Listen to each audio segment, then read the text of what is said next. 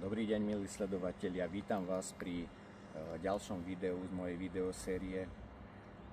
Chcel by som spomenúť, že zámerne vyberám miesta, ktoré v živote ma formovali a ovplyvňovali, tak aj v tomto videu si môžete všimnúť, že za mnou je gymnázium Jozefa Miloslava Hurbana, kde som študoval počas strednej školy.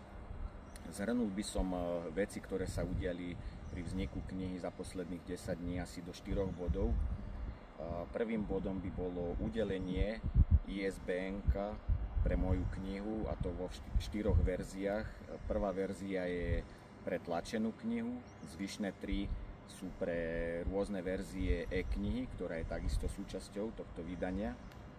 Druhým bodom by bolo to, že jedna grafička si prevzala odo mňa všetky ilustrácie a tie vlastne z papierovej formy, na ktorej boli doručené, premieta do formátu PDF a následne z neho budú prenesené do tlače. Vlastne je to taká príprava na tlač. Treťou vecou, ktoré by som chcel spomenúť, je príprava obálky, ktorá bola udelená inému grafikovi. Tento má na starosti na základe toho, kde som mu predložil svoj návrh, svoju ilustráciu taktiež, a teraz on má za úlohu ju spracovať do podoby, ktorá bude pred vami ako obálka, predná, zadná strana. A zároveň tento pán dostal za úlohu spracovať sadzbu knihy.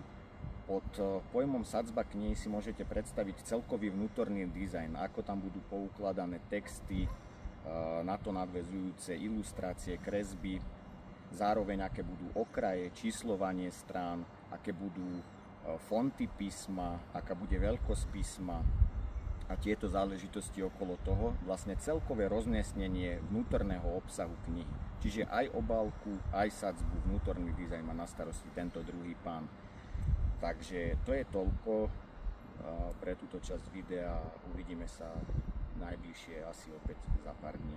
Dovidenia, pekný deň.